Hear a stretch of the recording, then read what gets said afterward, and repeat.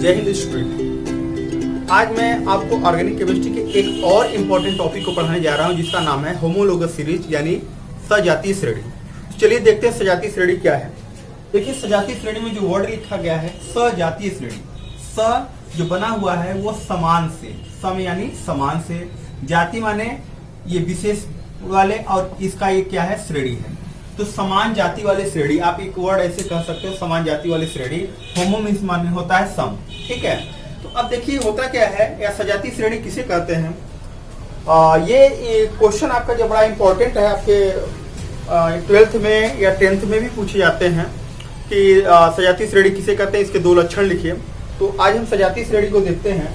तो सजातीय श्रेणी देखिए हर क्रियात्मक समूह वाले का हो सकता है, और अगर आपसे ये पूछा जाए कि सजातीय श्रेणी किसे कहते हैं, तो आपको आज एक एग्जाम्पल के थ्रू बताते हैं उसका परफेक्ट डिफिनीशन क्या हो सकता है। तो देखिए जैसे हम एक देख रहे हैं एल्कोहलों का, एल्कोहलों की सजातीय श्रेणी, एल्कोहलों की सजातीय श्रेणी ये आप देख रहे हैं। इसका एग्जाम्पल हम देखते हैं। देखिए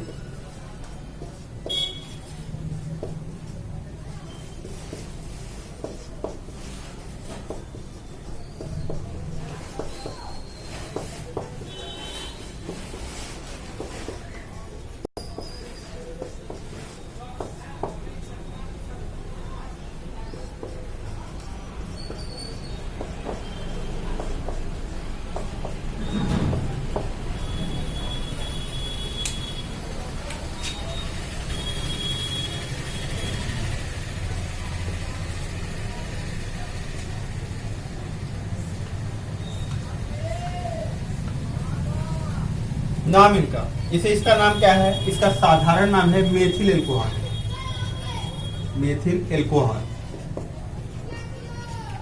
उसी तरीके से इसका नाम क्या है, कार्बन संख्या 2 है तो इसका नाम हो जाएगा एथिल एल्कोहल।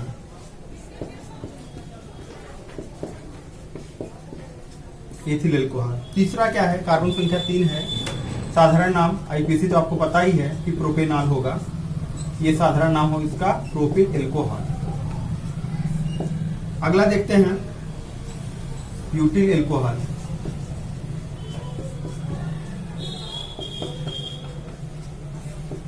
और इसका नाम है पेंटिल एल्कोहल।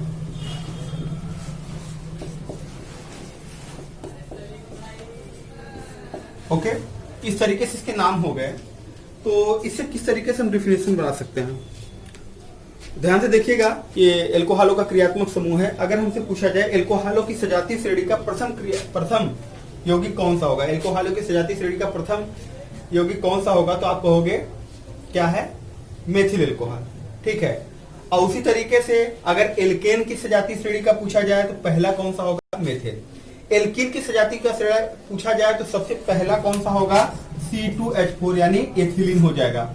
और एल्काइन की सजातीय श्रेणी का पहला सदस्य अगर पूछा जाए, मेंबर पूछा जाए, तो आप कहोगे C2H2 यानी एसिटिलीन होगा।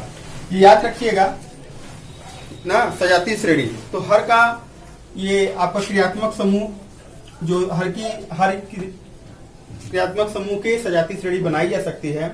तो आज आपको इसका डिफिनेशन आपको जानना है कि सजातीय श्रेणी किसे कहते हैं। आप इसी एग्जाम्पल से समझिए।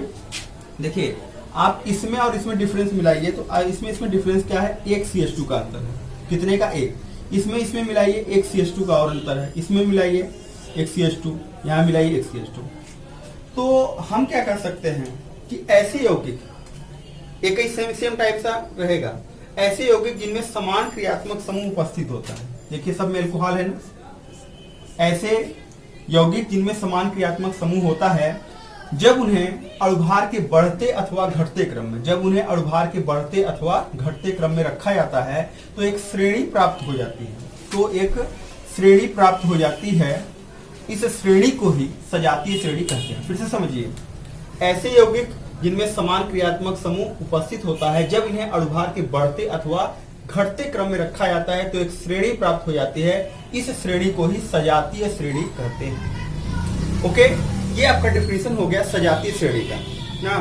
तो सजातीय श्रेणी का ये डिफिनेशन हुआ। अब अगर आपसे पूछा जाए कि इसकी प्रॉपर्टी क्या होगी, लक्षण क्या होगा ना, इसका कैरेक्टर क्या हो सकता है, लक्षण क्या हो सकता है, तो आप इसी एग्जाम्पल से उसके लक्षण को भी आप पता कर सकते हो। तो चलिए देखते हैं। देखिए सबसे पहली चीज कि एल्कोहल का आप देख रहे हो तो इसमें जो भी है आप देख रहे हो समान क्रियात्मक समूह है। समान क्रियात्मक समूह यानी एक ही कोई यौगिक है, एक ही किसी यौगिक का बनाया जा रहा है, तो उसमें जो क्रियात्मक समूह होगा, कोई भी सजातीय श्रेणी का क्रियात्मक समूह क्या होगा, समान होगा। तो सबसे पहला कैरेक्टर ये होगा कि एक सजातीय श्रेणी के क्रियात्मक समूह समान होते हैं। दूसरा क्या होगा, अब ये अगर ये चीज समान है तो उसमें अगर कोई फार्मूला लगेगा CnH2n+1, जैसे इसमें अगर फार्मूला अगर हम देखे हैं तो इसका फार्मूला लगेगा CnH2n+1OH, ये सभी में लगेगा।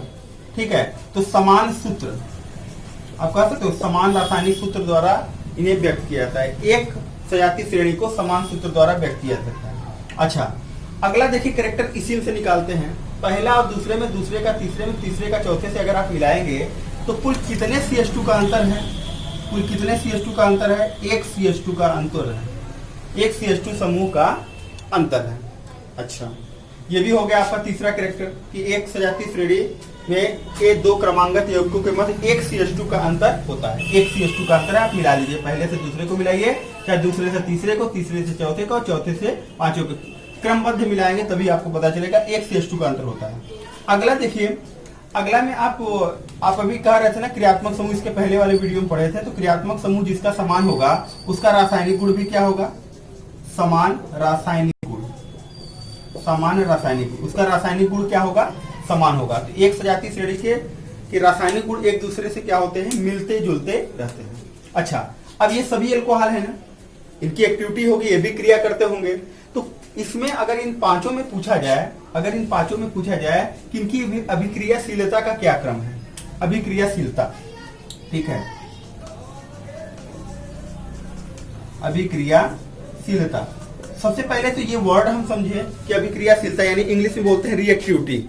अभिक्रियाशीलता किसे कहते हैं, अभिक्रिया करने की क्षमता, किसी पदार्थ का किसी दूसरे पदार्थ से, किसी पदार्थ का किसी दूसरे पदार्थ से अभिक्रिया करने की क्षमता को उसकी अभिक्रियाशीलता कहते हैं। और अभिक्रियाशीलता डिपेंड करेगी उसके अणुभार पर ना, मॉलिक्यूलर वेट पर। जिसका अणुभार जितना अधिक होगा, ठीक है, जैसे हैवी कोई पर्सन है, उससे कोई काम देंगे तो जल्दी नहीं कर पाएगा, तो ये हैवी है और ये लाइट है, हल्का है। तो इनमें अगर कंपेयर किया जाए किसकी अभिक्रियाशीलता अधिक है, तो इसमें सबसे ज्यादा अभिक्रियाशील कौन होगा, ये होगा।